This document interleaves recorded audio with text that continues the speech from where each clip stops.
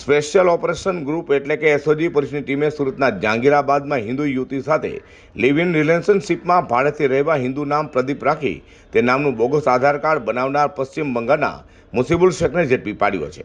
તે એસઓજી પોલીસે આ અંગે માહિતી આપી હતી કે એક મુસ્લિમ યુવાન પોતાના હિન્દુ નામના ખોટા આધાર પુરાવા બનાવી રાંદેર વિસ્તારમાં રહે છે. જે માહિતીના આધારે એસઓજીની ટીમે વોચ ગોઠવી મૂળ પશ્ચિમ બંગાળના વર્ધમાન જિલ્લાના જહાંગીરાબાદ ખાતેના કેનાલ રોડ સ્વીકોન વિંગ્સમાં રહેતા મુસીબુલ ઉર્ફે રાજ ઉર્ફે પ્રદીપ મકબુલ શેખને ઝડપી પાડ્યો હતો અને એસઓજીએ તેની પાસેથી 2 આધાર કાર્ડ, એક પાન કાર્ડ અને એક આરસી બુક તથા મોબાઈલ ફોન કબજે કર્યા હતા.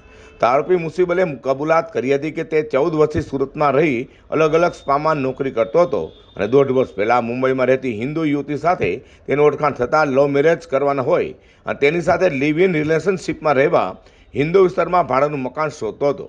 જોકે પોતે મુસ્લિમ હોય, જેથી કોઈ મકાન ન આપતું હોય, જેને લઈને પોતાના મોબાઈલમાં એપ્લિકેશનની મદદથી પોતાનું ખોટું નામ ધારણ કરી બનાવટી આધાર કાર્ડ બનાવી હિન્દુ વિસ્તારમાં છેલ્લા 5 મહિનાથી રહેતો હોવાની કબૂલાત કરી હતી. હવે એસઓજીએ પકડાયેલા આરોપીનો રાંદેર પોલીસને કબજો સોંપ્યો છે.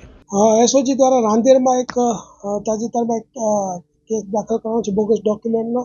એની અંદર વિગત એવી છે કે મુસીબુલ મકબુલ શેખ, જેની ઉંમર વર્ષ 26 છે, તે અહીંયા સ્પામાં છેલ્લા 14 વર્ષથી કામ કરતો હતો. તે દરમિયાનમાં એક મુંબઈની જે નેપાળી યુવતી છે એની સાથે એને પ્રેમ થયો અને એ બંનેને લિવ ઇન રિલેશનશિપમાં રહેવું હતું. તો એના માટે ભાડેથી મકાન શોધતો હતો. તો મુસ્લિમ હોવાને કારણે એને ભાડેથી મકાન લેવામાં ખૂબ તકલીફ પડી રહી હતી. એટલા માટે એણે એક બીજું બોગસ આધાર કાર્ડ તૈયાર કરી પ્રદીપ સુજોય ક્ષેત્રપાળ નામના વ્યક્તિનું, અને બંને જે ભારતીય પુરાવા છે એની સાથે રહેતો હતો. અને એની પાસેથી એક એનું જે મૂળ નામ છે મુસીબુલ મકબુલ શેખ, એના નામનું એક પાન કાર્ડ પણ મળી આવ્યું છે. એટલે કે આ ત્રણેય વસ્તુ કબજે કરી અને બોગસ ડોક્યુમેન્ટનો ગુનો રજીસ્ટર કરીને એસઓજીએ કાયદેસરની કાર્યવાહી કરેલ છે.